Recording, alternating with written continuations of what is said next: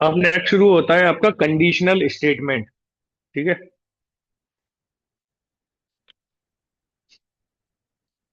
हम्म।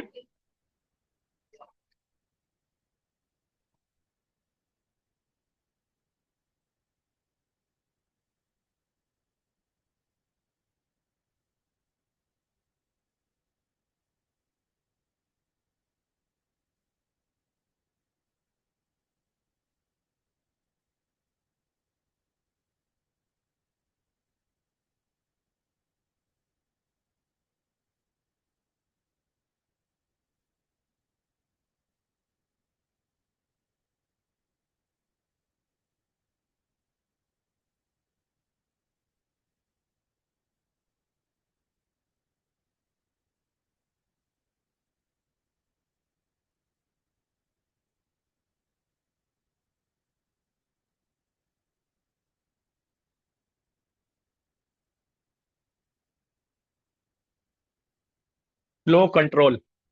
Flow control structure. ठीक है। अब देखो, जब आप पाइथन में कोड लिखते हो तो आपका कोड कैसे एग्जीक्यूट होता है? पहले पहली लाइन एग्जीक्यूट होगी, फिर दूसरी लाइन। जैसे अभी आपने बहुत सारे कोड लिखे डिक्शनरी के लिए, आपने एक लिस्ट बनाया। ठीक है। लिस्ट बना लिया आपने। लिस्ट के बाद में उसको प्रिंट आपने करा दिया। फिर आप अपेंड करा दिया, इंसर्ट करा दिया। तो आपका कोड कैसे एग्जीक्यूट हो रहा था? पहली लाइन एग्जीक्यूट हुई, फिर दूसरी लाइन एग्जीक्यूट हुई, तीसरी हुई, फिर चौथी लाइन हुई। ऐसे जितनी भी लाइन है, लाइन बाई लाइन एग्जीक्यूशन होता चलेगा।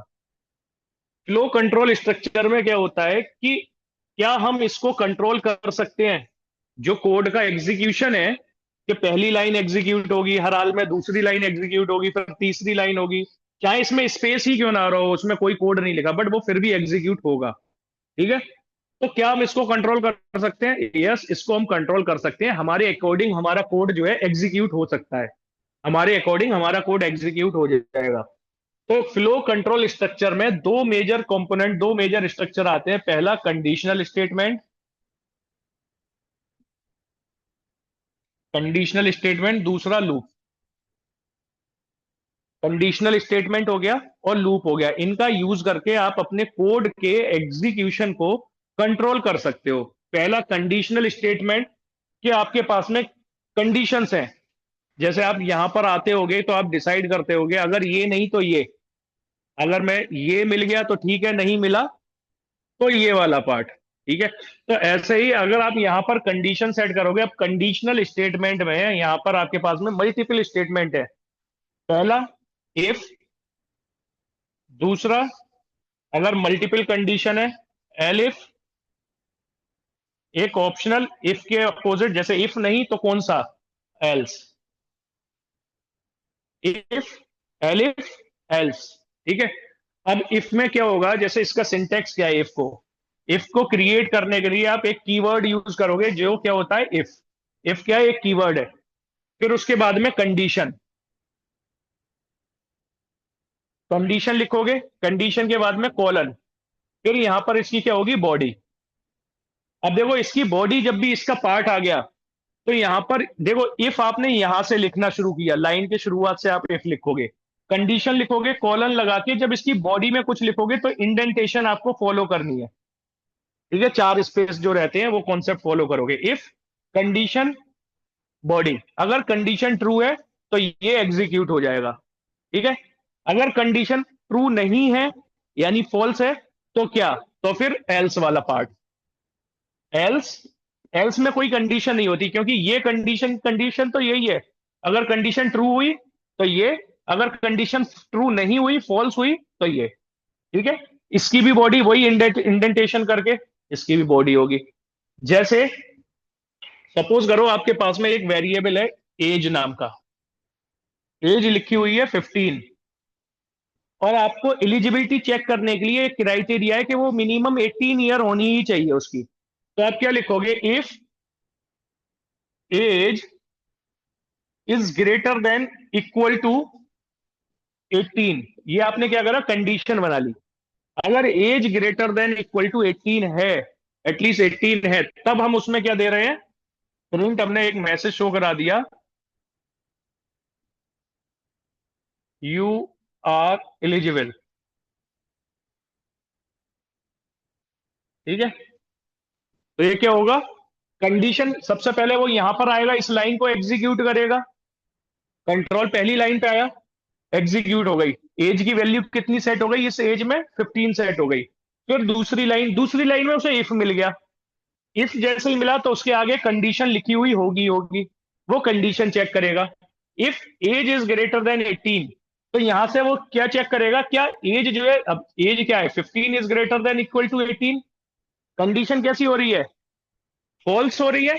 अगर कंडीशन फॉल्स है तो ये इस ब्लॉक के अंदर नहीं जाएगा। कंडीशन फॉल्स है तो इस ब्लॉक के अंदर नहीं जाएगा, यानी कि ये वाला पार्ट क्या हो जाएगा, स्किप हो जाएगा। ये लाइन स्किप हो गई, तो फिर कंट्रोल कहाँ आएगा, इसके बाहर आएगा। यहां पर जो भी कोड लिखा होगा वो एग्जीक्यूट। जैसे यहां पर मान लो आपने प्रिंट लिखा हुआ है, प्रिंट ये तो ऑलवेज होगा ही होगा, ऑलवेज एग्जीक्यूट, तो ये रन हो जाएगा। ठीक है।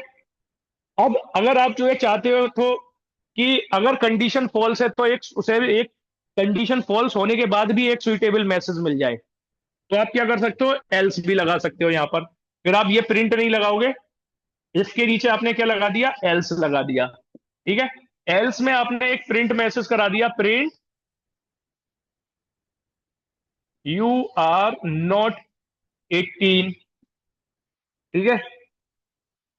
तो इन दोनों में क्या होगा, अब ये दोनों इफ एल्स का कॉम्बिनेशन बन गया। इन दोनों में से हमेशा एक ही ब्लॉक एग्जीक्यूट होगा, क्योंकि कंडीशन ट्रू है तो ये एग्जीक्यूट होगा, ये वाला स्किप हो जाएगा।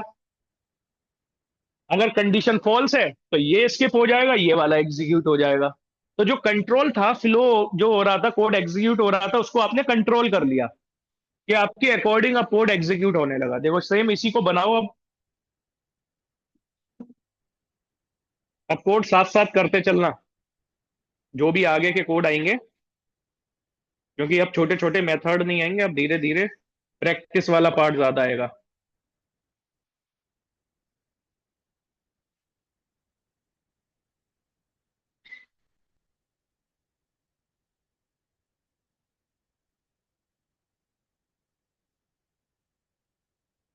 सबसे पहले इफ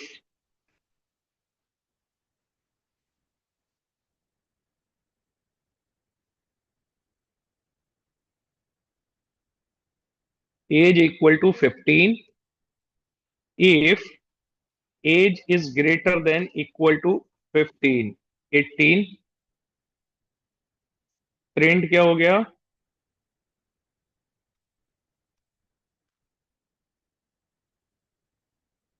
एलिजिबल।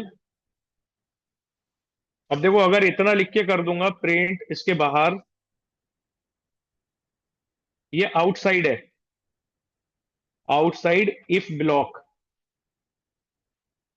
इसको भी समझना जरूरी है कि आउटसाइड इफ ब्लॉक है। देखो इफ कहां से शुरू हुआ, इफ यहां से शुरू हुआ है, और जो उसका इंडेंटेशन वाला पार्ट है, यानी बॉडी जो है, जब तक इसके अंदर इंडेंटेशन फॉलो रहेगी, चाहे कितने भी प्रिंट हो, प्रिंट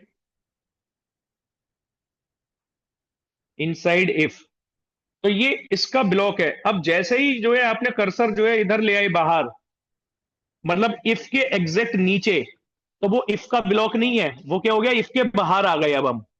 तो देखो जब मैं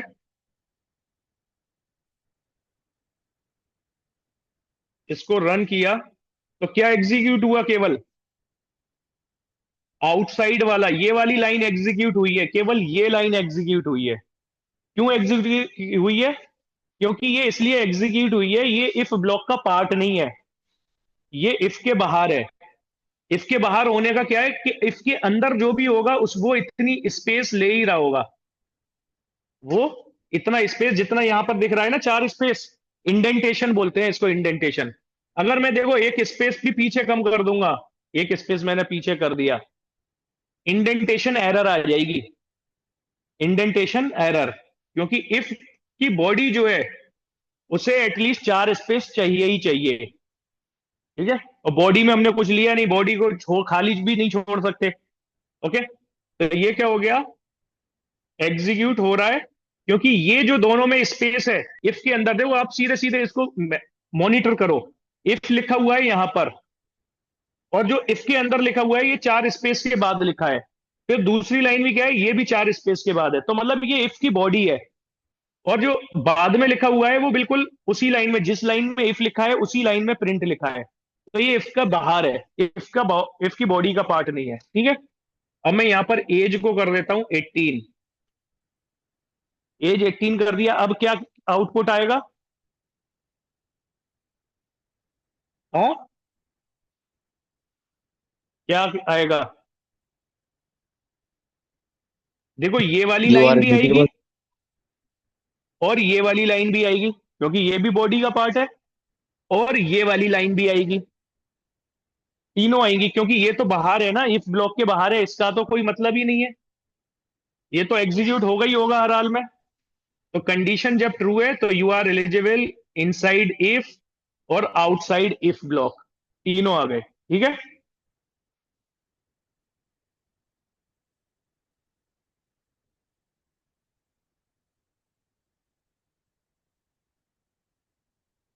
अब इफ, अगर कंडीशन फॉल्स है, अगर कंडीशन फॉल्स हुई तो इसने कुछ मैसेज नहीं शो कराया। कंडीशन फॉल्स होने पर भी आप कुछ ऑप्शनल ब्लॉक एग्जीक्यूट हो जाए, कि कंडीशन फॉल्स है तो इफ के बाहर ना जाए, एक ऑप्शनल ब्लॉक हो जाए, तो आप किस में लोगे? एल्स में।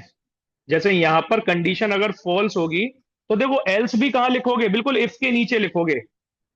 जहां इफ लिखा हुआ है बिल्कुल उसी के नीचे आ रहा है, देखो एल्स। और एल्स की बॉडी भी इंडेंटेशन फॉलो करेगी। ये जैसे मैं एंटर करूंगा तो indentation print you are not 18, ठीक है। अब यहां पर एज जो है 15 दे लेता हूं। फिर इसको रन किया तो देखो एज 15, ये सबसे पहले यहां पर आया, कंडीशन उसने चेक की, कंडीशन फॉल्स हो गई, तो ये सारा पार्ट स्किप हो गया।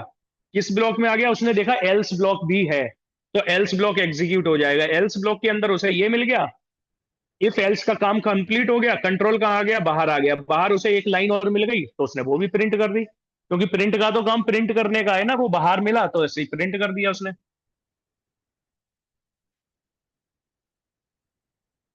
अगर ये एज मुझे यूजर से इनपुट करानी रहे, जैसे ये तो फिक्स वैल्यू हो गई ना, मैं 15 दे रहा हूं, यूजर अपनी मर्जी से कोई भी वैल्यू दे, तब कैसे करोगे?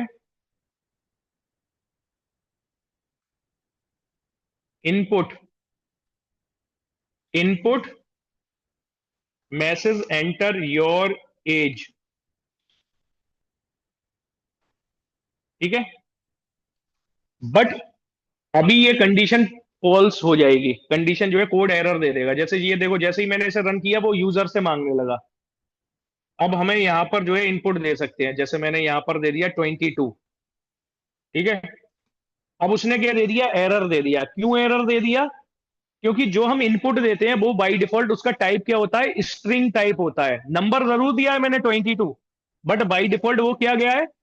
स्ट्रिंग गया है। और स्ट्रिंग अगर हम कंपेयर करेंगे 18 इज ग्रेटर देन 22, जो कि स्ट्रिंग है, तो वो पॉसिबल ही नहीं है, ठीक है।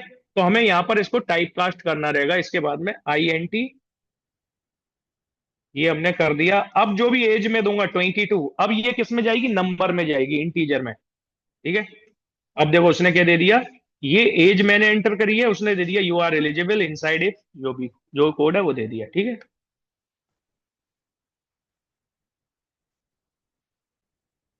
ये यूजर से इनपुट लेने के लिए, यूजर से आप कभी भी इनपुट लोगे, उसका बाय डिफॉल्ट डेटा टाइप क्या रहता है? स्ट्रिंग रहता है। जैसे यहां पर देखो, मैं लेता हूं एक वेरिएबल ले लिया, A is equal to INPUT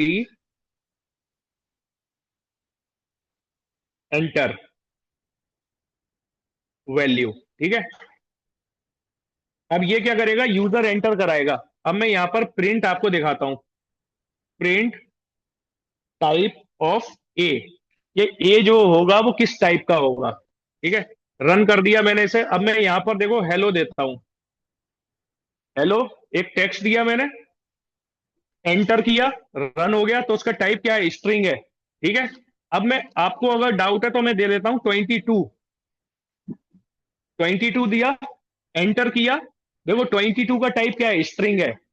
तो इंटीजर फंक्शन जो जो इनपुट फंक्शन है, इनपुट फंक्शन जो वैल्यू लेता है वो बाई डिफॉल्ट उसका डेटा टाइप स्ट्रिंग रहता है। अब हमें नंबर में लेना है, यूजर से एक ऐसा डेटा लेना है जो नंबर हो। तो बट बाई डिफॉल्ट तो वो स्ट्रिंग है, तो हमें इसका टाइप कास्ट करना पड़ेगा, मतलब इसे कन्वर्ट करना पड़ेगा। जो भी वैल्यू आएगी उसे हम उसके बाद आई एन टी लगा दिया। अब ये किस में हो जाएगा? इंट में हो जाएगा। अब देखो जब मैंने रन किया 22 दिया, एंटर किया, अब डेटा क्या आया? इंट में आया, क्योंकि हमने जो यूजर ने दिया उसको कन्वर्ट कर दिया इंट में। ठीक है, बस बाकी कल करेंगे। हाँ, इंट इंटीजर नहीं है, पढ़े नहीं थे डेटा टाइप, भूल गए? मत करो प्रैक्टिस।